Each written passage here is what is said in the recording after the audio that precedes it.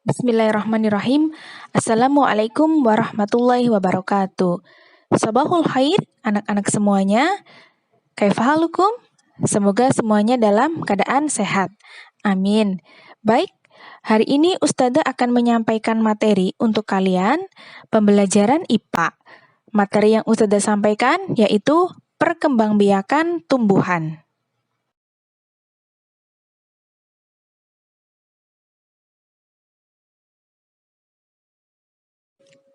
Ya, Ananda yang soleh dan solehah, perkembangbiakan tumbuhan dibagi menjadi dua macam, yaitu perkembangbiakan tumbuhan secara generatif dan perkembangbiakan tumbuhan secara vegetatif. Perkembangbiakan tumbuhan secara generatif yaitu proses perkembangbiakan tumbuhan yang terjadi melalui proses perkawinan atau penyerbukan. Maksudnya apa? Jadi, ada peleburan antara sel sperma dan sel telur dari tumbuhan tersebut sehingga tumbuhan mampu berkembang biak atau memperbanyak diri. Ingat-ingat ya, perkembangbiakan generatif yaitu perkembangbiakan tumbuhan yang melalui proses penyerbukan, ya. Selanjutnya, perkembangbiakan tumbuhan secara vegetatif. Perkembangbiakan tumbuhan secara vegetatif yaitu proses perkembangbiakan tumbuhan yang terjadi tanpa melalui proses perkawinan atau penyerbukan. Ini berarti kebalikannya perkembangbiakan generatif. Generatif melalui proses penyerbukan, vegetatif tanpa melalui proses penyerbukan. Jadi, suatu tanaman mampu berkembang biak tanpa melalui proses penyerbukan atau tanpa melalui proses pertemuan antara sel telur dan sel sperma dari tanaman tersebut. Nah, apabila suatu tanaman mampu memperbanyak diri tanpa melalui proses penyerbukan, maka perkembangbiakan tanaman tersebut termasuk dalam kategori perkembangbiakan tumbuhan secara vegetatif. Ya, sampai di sini dapat dipahami ya, Ananda semuanya. Perkembangbiakan generatif adalah perkembangbiakan tumbuhan melalui proses penyerbukan, sedangkan perkembangbiakan vegetatif adalah perkembangbiakan tumbuhan tanpa melalui proses penyerbukan. Ya, Ananda semuanya, kita mulai pembahasannya dari perkembangbiakan generatif tumbuhan.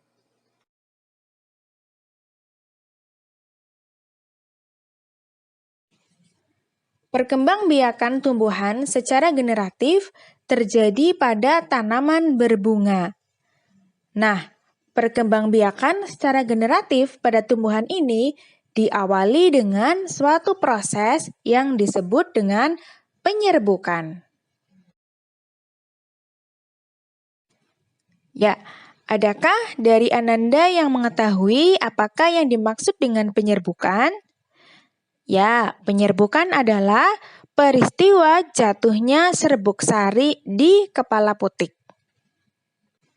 Jadi, Ananda semuanya, penyerbukan pada tumbuhan merupakan awal dari terjadinya perkembangbiakan tumbuhan secara generatif. Ya, ingat-ingat lagi, perkembangbiakan tumbuhan secara generatif diawali dengan adanya proses yang dinamakan penyerbukan.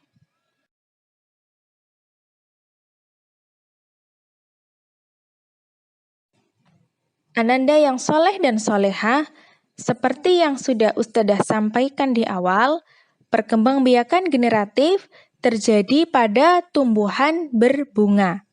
Karena apa? Karena bunga merupakan alat perkembangbiakan tumbuhan secara generatif. Sehingga sebelum kita pelajari lebih jauh tentang penyerbukan, mari kita pelajari terlebih dahulu bagian-bagian dari bunga. Kita pelajari bagian-bagian dari bunga. Bunga yang merupakan alat perkembangbiakan generatif pada tumbuhan.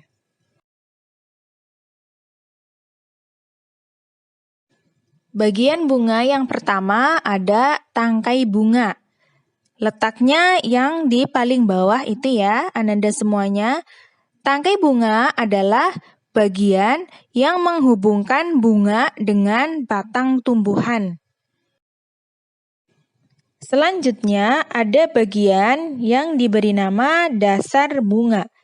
Bagian ujung dari tangkai bunga itu akan membesar membentuk dasar bunga. Nah, dasar bunga ini berfungsi sebagai tempat melekatnya mahkota bunga. Bagian bunga selanjutnya yaitu kelopak bunga. Kelopak bunga berfungsi untuk melindungi bunga saat masih kuncup. Kelopak bunga akan terbuka saat mekar. Setelah mekar, letak kelopak bunga berada di bagian luar mahkota bunga sebelah bawah. Ya, kadang-kadang kita dapat mengamati ya, ketika bunga-bunga masih kuncup, ini ada bagian yang berwarna hijau di paling luarnya yang melindungi calon bunga itu yang akan mekar. Nah, yang melindungi mahkota ketika masih kuncup ini disebut dengan kelopak bunga.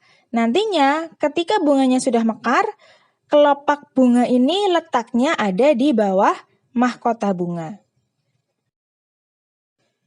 Bagian bunga selanjutnya yaitu mahkota bunga. Fungsi mahkota bunga yaitu melindungi putik dan benang sari ketika kuncup. Selain itu, mahkota bunga juga berperan sebagai perhiasan bunga. Ya, perhiasan bunga berarti maksudnya yang membuat bunga itu terlihat bagus atau terlihat cantik, sehingga bunga ini dapat mengundang perhatian serangga. Kok mengundang perhatian serangga? Kenapa kok bunga ini harus menarik perhatian serangga? Iya, karena ketika nanti serangga itu tertarik untuk mendekati bunga, kemudian mengambil cairan manisnya bunga, maka serangga ini dapat membantu bunga dalam melakukan proses penyerbukan. Itu seperti itu ya.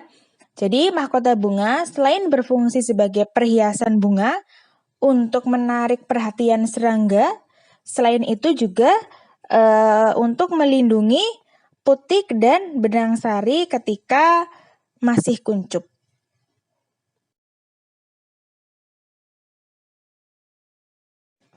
Bagian bunga selanjutnya yaitu benang sari. Benang sari adalah alat kelamin jantan pada bunga. Ya, benang sari adalah alat kelamin jantan pada bunga. Benang sari itu terdiri atas bagian yang namanya kepala sari dan tangkai sari. Kalian bisa mengamati benang sari itu bentuknya panjang ya.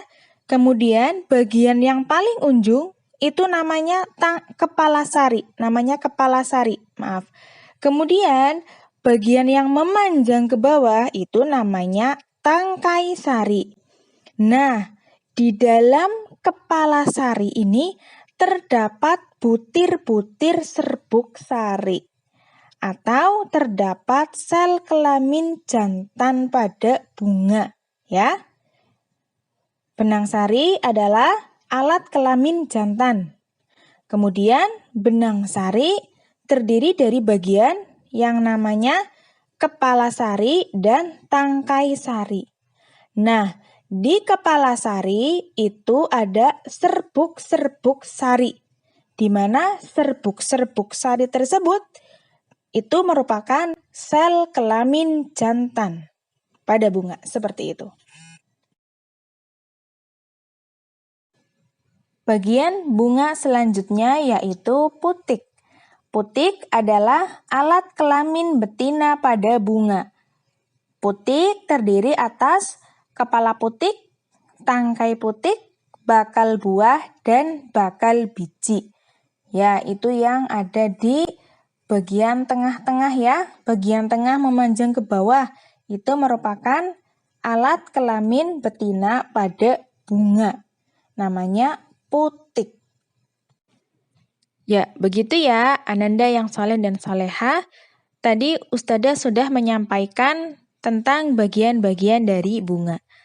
Nah, berdasarkan kelengkapan bagian-bagian bunga, bunga itu dibedakan menjadi dua, yaitu bunga lengkap dan bunga tidak lengkap. Bunga lengkap itu bunga yang mempunyai semua bagian-bagian bunga. Jadi tadi kayak misalnya bunga itu punya kelopak, punya mahkota, punya putik, punya benang sari, punya dasar bunga, punya tangkai bunga, semuanya lengkap. Berarti itu termasuk bunga lengkap.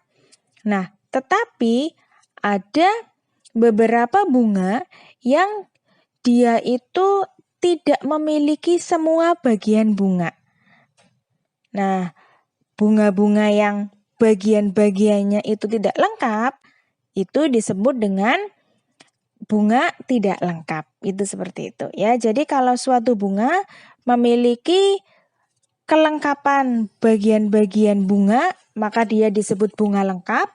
Tetapi apabila suatu bunga bagian-bagian bunganya tidak dimiliki secara lengkap, maka dia termasuk ke dalam bunga tidak lengkap. Ya. Selain itu, berdasarkan kelengkapan alat kelaminnya, bunga itu juga dibedakan menjadi bunga sempurna dan bunga tidak sempurna. Maksudnya apa? Ya, bunga sempurna adalah bunga yang memiliki putik dan benang sari. Tadi alat kelamin bunga ya, ada putik, alat kelamin betina, dan benang sari, alat kelamin jantan. Nah, bunga sempurna itu bunga yang memiliki putik dan benang sari. Contohnya ada bunga anggrek, bunga mangga, bunga jambu ya. Tetapi ada bunga yang dia itu hanya memiliki salah satu alat kelamin saja. Jadi ada yang hanya punya putik dan ada yang hanya punya benang sari. Itu seperti itu. Nah, bunga-bunga yang alat kelaminnya itu tidak lengkap disebut dengan bunga tidak sempurna. Itu seperti itu. Ya, selanjutnya Ustadzah akan menyampaikan bagaimana proses penyerbukan terjadi pada tumbuhan. Ya, pada gambar yang sudah Ustadzah sajikan, kalian dapat mengamati adanya benang sari di bunga. Pada bagian kepala sari itu terdapat yang namanya serbuk sari. Dengan adanya bantuan angin maupun bantuan serangga, serbuk sari akan jatuh ke kepala putik. Serbuk sari akan terus masuk ke dalam membentuk buluh serbuk sampai mencapai di bagian dalam atau bagian dasar bakal biji. Setelah serbuk sari mencapai bakal biji, selanjutnya terjadilah pembuahan. Dari hasil pembuahan akan terbentuk cadangan makanan bagi tumbuhan. Dan selain itu, hasil pembuahan akan menyebabkan bakal buah terus berkembang sehingga akhirnya menjadi tumbuhan baru. Itulah terjadinya proses penyerbukan pada tumbuhan. Ya, baik Ananda semuanya. Tadi kalian sudah menyimak tentang bagaimana penyerbukan terjadi. Sekarang kita akan belajar bersama-sama tentang macam-macam penyerbukan.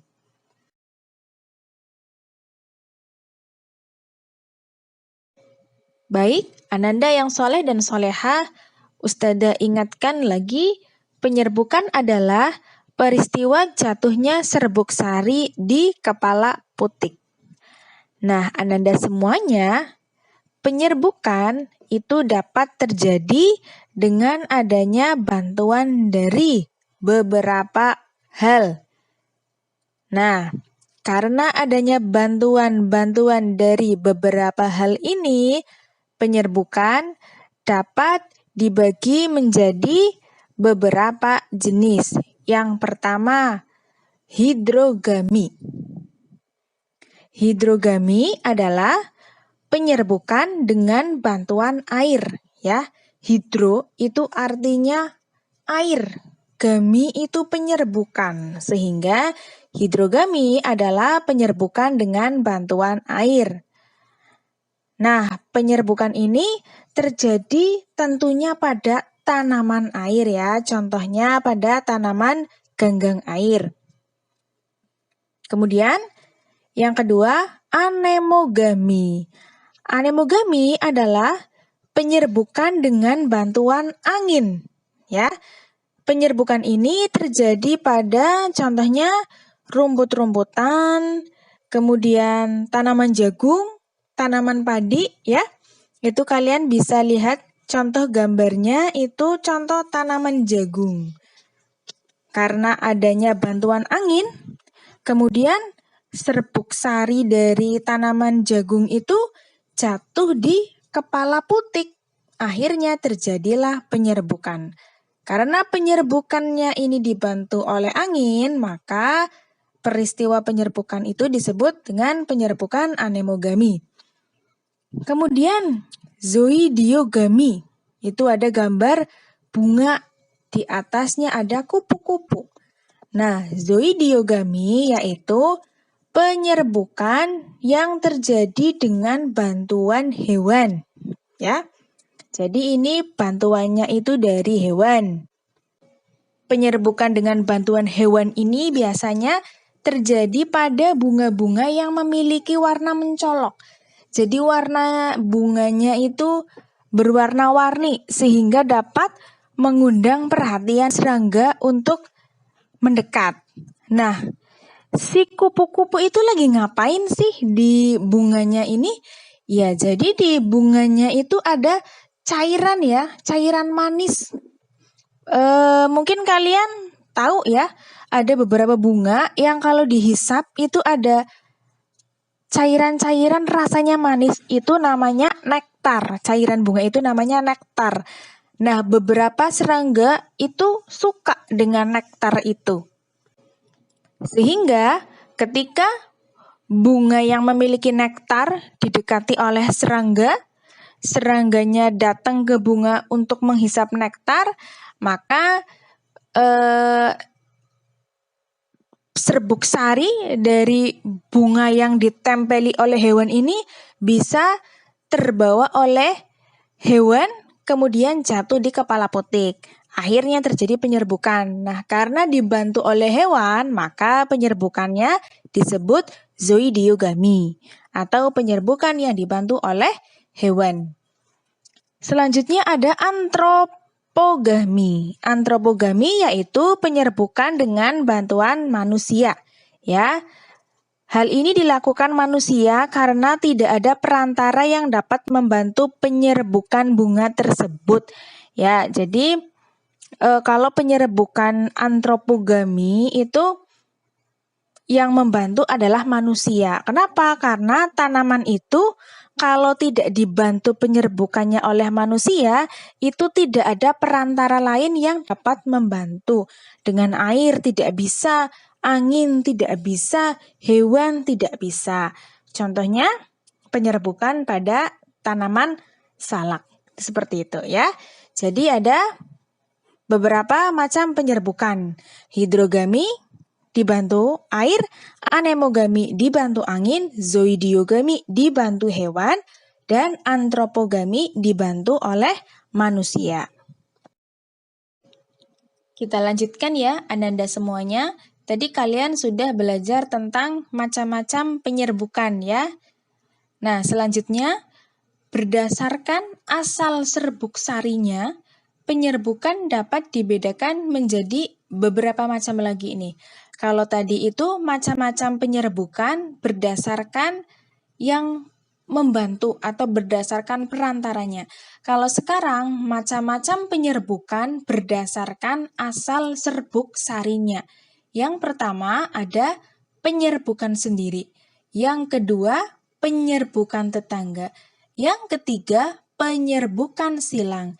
Dan yang keempat penyerbukan bastar. Ya, Ananda semuanya, supaya kalian lebih memahami tentang macam-macam penyerbukan berdasarkan asal serbuk sarinya, Mari kita amati bersama-sama melalui gambar yang telah Ustadzah sajikan dan tentunya sambil mendengarkan penjelasan dari Ustadzah. Kita mulai dari penyerbukan sendiri, ya. Kalian amati bunganya. Itu ada satu bunga ya, ada suatu tanaman bunga. Nah, penyerbukan sendiri itu apa? Penyerbukan sendiri yaitu serbuk sari jatuh ke kepala putik bunga itu sendiri.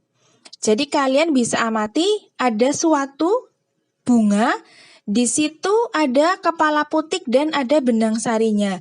Kemudian benang sari dari kepala putik,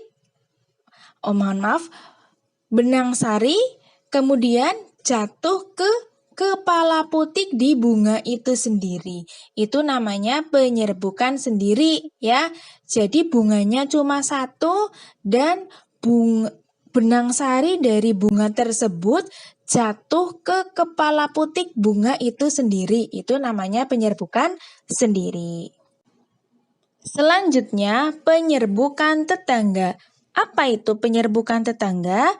Penyerbukan tetangga yaitu serbuk sari jatuh ke kepala putik bunga lain, tetapi kedua bunga itu masih satu pohon. Ya, kalau tadi penyerbukan sendiri bunganya cuma satu, kalau penyerbukan tetangga itu bunganya lebih dari satu. Itu ada suatu pohon, kemudian ada beberapa bunga. Nah, penyerbukan tetangga ini terjadi apabila serbuk sari jatuh ke kepala putik bunga lain, tetapi masih satu pohon. Nah, itu namanya penyerbukan tetangga ya.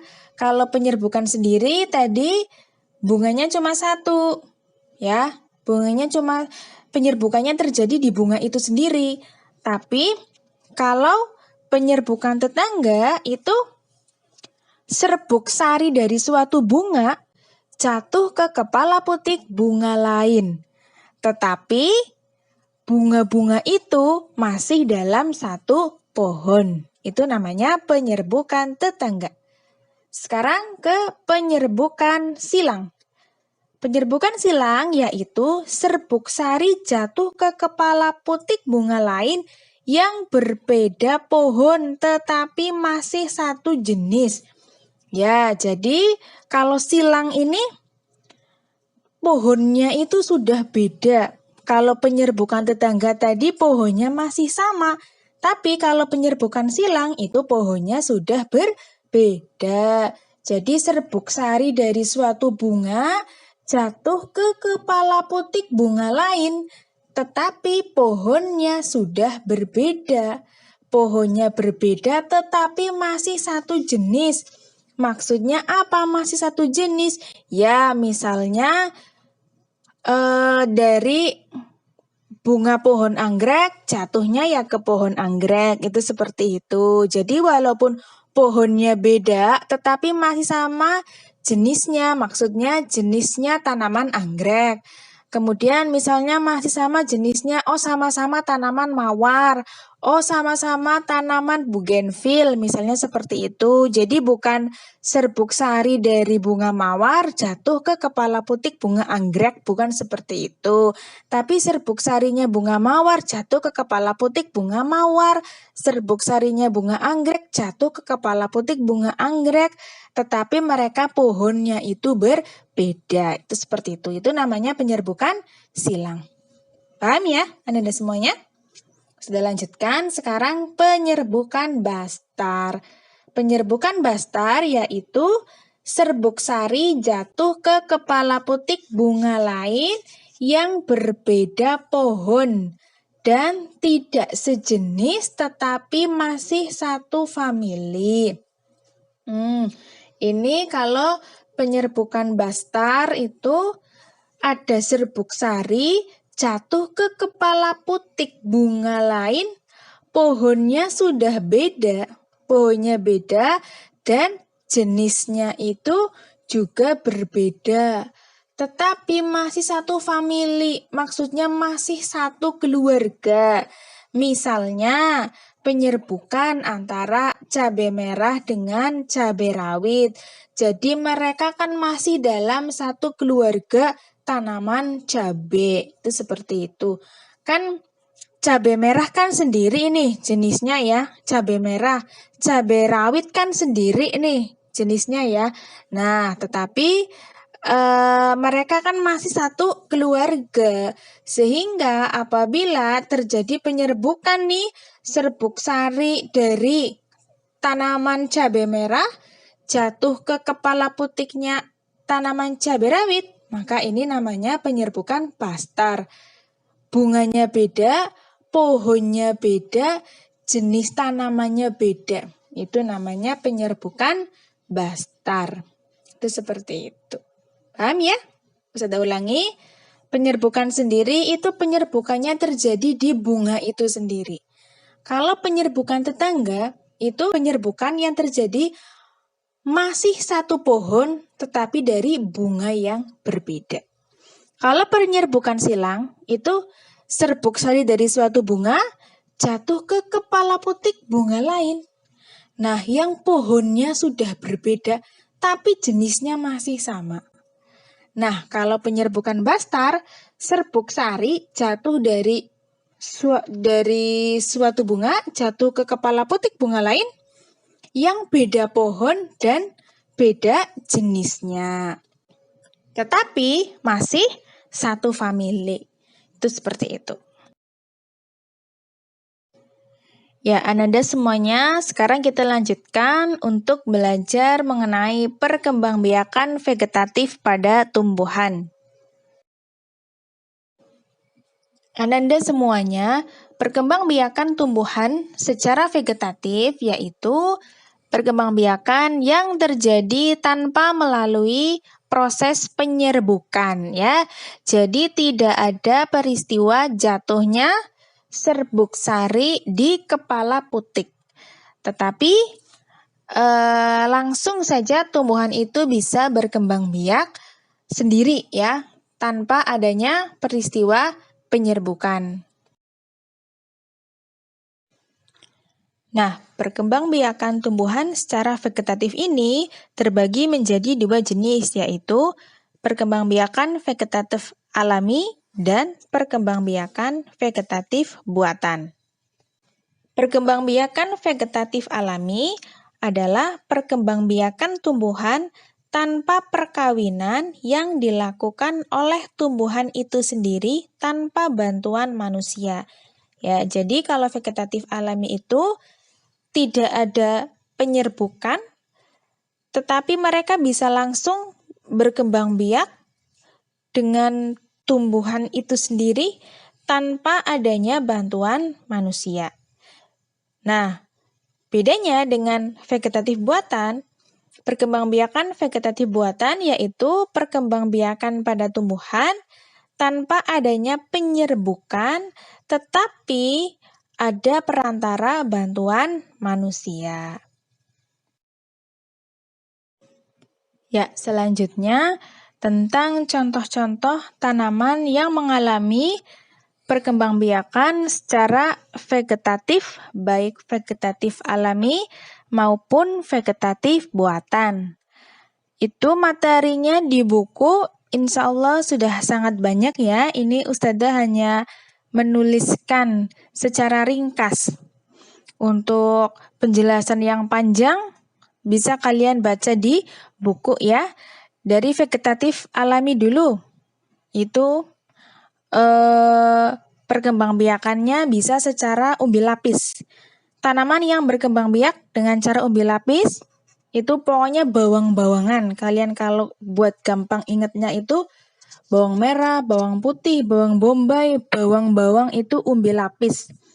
Kemudian umbi batang contohnya kentang, ubi jalar ya. Umbi akar contohnya wortel, bunga dahlia. Membelah diri ini tanaman yang ada di air, ini ganggang hijau. Kemudian spora berkembang biak dengan spora, itu ada lumut, paku, akar tinggal atau rizom, itu pokoknya yang jahe dan teman-temannya, jahe, kunyit, temulawak, itu akar tinggal. Geragi atau stolon, contoh tanamannya stroberi, pegagan, semanggi, rumput teki. Kemudian berkembang biak dengan tunas, itu ada tanaman pisang. Selanjutnya tunas adventif, ada tanaman sukun, kesemek, dan cocor bebek. Selanjutnya perkembangbiakan tumbuhan dengan cara vegetatif buatan. Itu bisa dengan cara stek. Nah, stek ini ada stek batang, ada stek daun, ada stek akar ya. Stek batang contohnya ketela, tebu, kangkung. Stek batang berarti batangnya langsung ditanam aja itu udah jadi tanaman baru. Stek daun berarti yang ditanam daunnya, langsung tanam daunnya aja. Itu nanti jadi tanaman baru. Contohnya cocor bebek, kaktus, lidah. Stek akar, tanaman sukun, jambu biji, pohon cemara. Kemudian cangkok ya. Beberapa tanaman yang bisa dikembangbiakan dengan cangkok, tanaman mangga, jeruk, jambu, melati, soka. Kemudian dengan cara okulasi atau menempel, itu ada belimbing, mangga, alpukat. Kemudian dengan cara menyambung atau mengenten, tanaman mangga. Kemudian runduk atau merunduk, itu ada tanaman apel, melati, alamanda. Itu ya tentang perkembangbiakan secara vegetatif. Vegetatif berarti tanpa penyerbukan, ada vegetatif alami, ada vegetatif buatan. Ya, itu di buku materinya sangat lengkap penjelasannya, kalian bisa baca lebih panjang lagi. Ini Ustazah berikan contohnya secara ringkas ya, supaya di video terlihat rapi kalau lebih ringkas. Ya, begitu kiranya materi tentang perkembangbiakan tumbuhan untuk hari ini.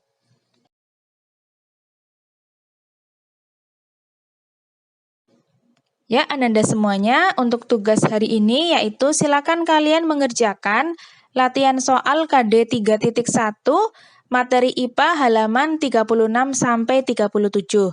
Seperti biasa, silakan dikerjakan. Apabila sudah selesai, Ustazah minta tolong untuk difotokan dan dikirimkan untuk diberikan penilaian. Ananda yang solih dan solihah, kiranya cukup sekian materi dari Ustazah hari ini. Semoga bermanfaat dan semoga kalian dapat memahaminya dengan baik penjelasan dari Ustazah hari ini. Sekian pembelajaran dari Ustazah. Jazakumullahu khairan. Barakallahu fikum.